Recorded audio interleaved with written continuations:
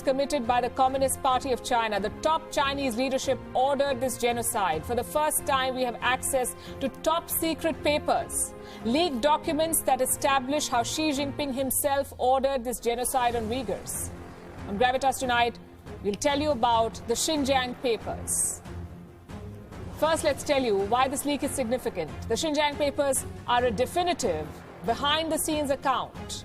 How the genocide began, what were the closed-door conversations, and what did Xi Jinping tell his officials to do? The papers establish what the world has long known. The orders came from the Chinese president. No surprises there. Everything in China flows from the top. What's shocking is the extent of the brutality, even by Chinese standards. It was horrid. Let me now show you what the papers say. The most damaging revelations are the speeches of Xi Jinping, the president of China. The text of 3 speeches has been leaked. These are from April 2014. The Chinese president addressed senior Communist Party leaders.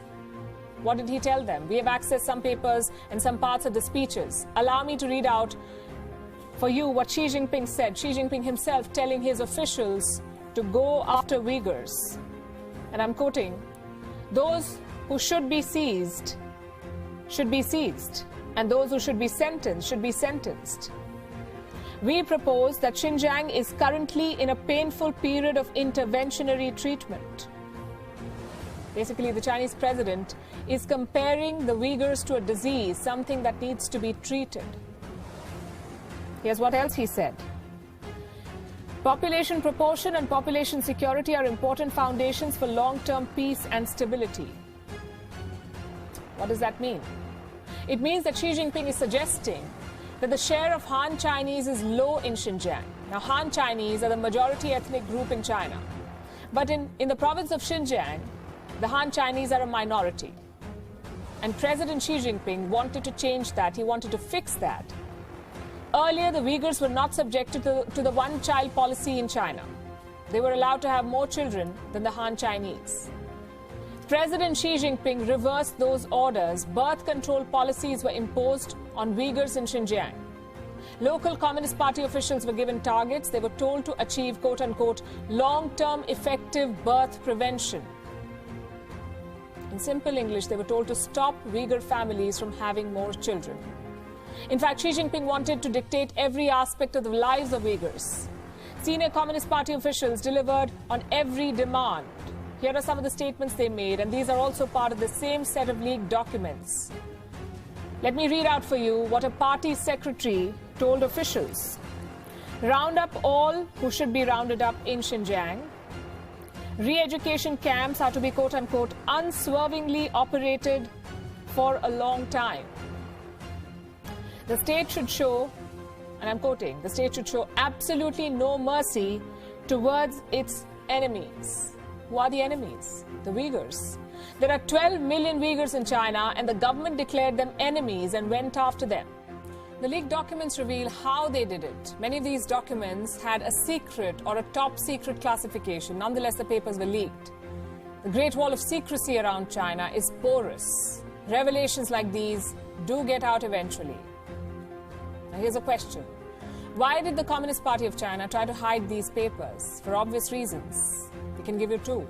The first one, like I said, is obvious. China wanted to avoid international... Video yang diduga sebagai kelompok etnis Uighur beredar di internet.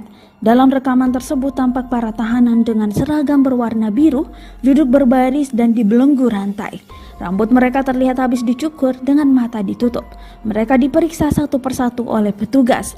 Setelah diperiksa, para tahanan tersebut dibawa pergi dari sebuah tempat yang disinyalir ada di wilayah Xinjiang. Menteri Luar Negeri Inggris, Lisa Nandy, mencurigai video tersebut merupakan on YouTube. There are raw material, real proof showing that the concentration camps are true. These are not schools. These are not vocational training centers. These are mass detention centers. The extremist authorities of Xinjiang are doing a horrible crime that we have not seen since the time of Hitler in Nazi Germany against the Jews. What the Communist Party of China is doing now in Xinjiang is what Slobodan Milosevic tried to do in Yugoslavia during the Yugoslav wars, who massacred certain ethnic and religious groups in order to get rid of. Profesor Sejarah Albania Olsi Jazeksi awalnya meragukan laporan media barat tentang kamp penahanan suku Uighur di Xinjiang.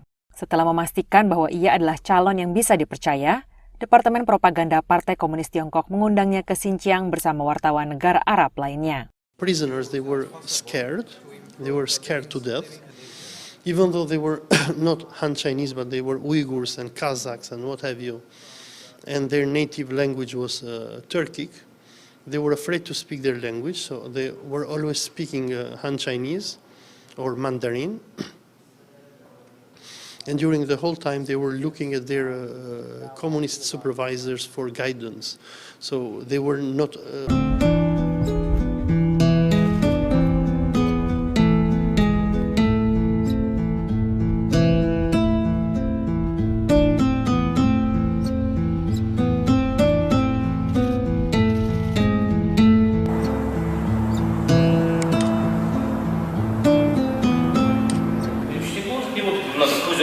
Saatnya ikat sekali soalnya, soal apa itu? Soal apa itu tahu berada? Resim tim soal kis itu, terusnya tim soal kis itu mana sakit tim itu, kis itu mana sih tim itu kis itu tim soal kis itu terus. Berapa jadi mana jadi kapten tim soal itu. Soalnya bu adam abstrak terkena öyle bir hava olsaydı. Tim itu dengan semua jujur.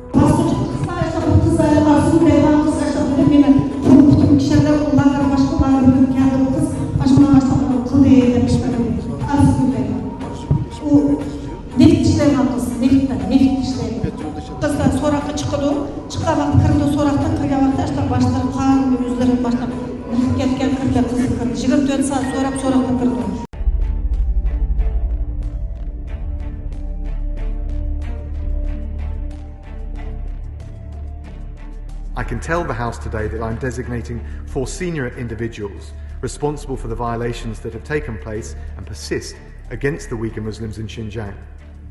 Alongside these individuals, we're also designating the Public Security Bureau of the Xinjiang Production and Construction Corps.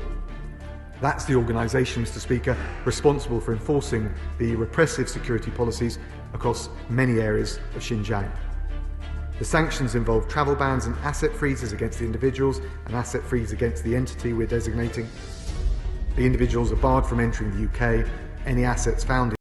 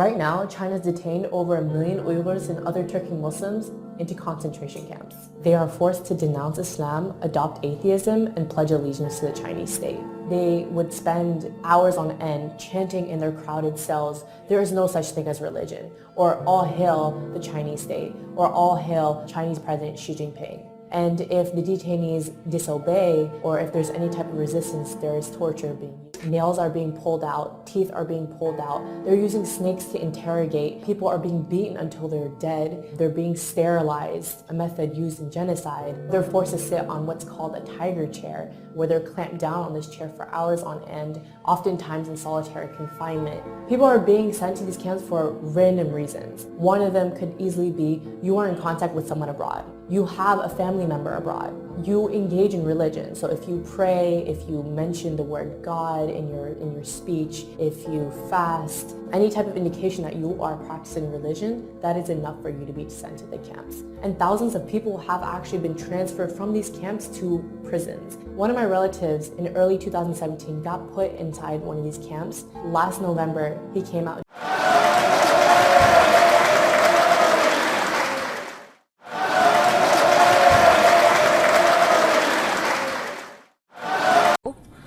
Here's a question that Islamabad will never answer. What is happening in Xinjiang? What's happening to the Uighur Muslims or to Muslims in general in China? Imran Khan feigns absolute ignorance every time someone asks him this question. Same with most Islamic leaders, not a squeak from them. They've all chosen China's goods over China's Muslims. They've left the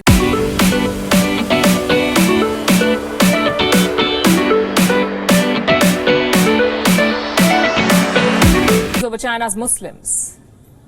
They've left the genocide of Xinjiang for others to deal with. And the United States, for all its flaws and mistakes, which we are the first ones to highlight, as you just saw, is constantly at it. Call it compulsion, call it compunction. Whatever be the reason, the US is pushing China on the Xinjiang genocide. It is calling out China for its persecution of Uighur Muslims. The US may have ulterior motives, but it doesn't change the fact that some of its actions are extremely significant. Tonight we want to talk about the latest one. Washington has approved a legislation to punish China for oppressing Uyghurs. How will they do this? By rejecting goods that are produced with forced labor, the forced labor of Uyghurs in Xinjiang.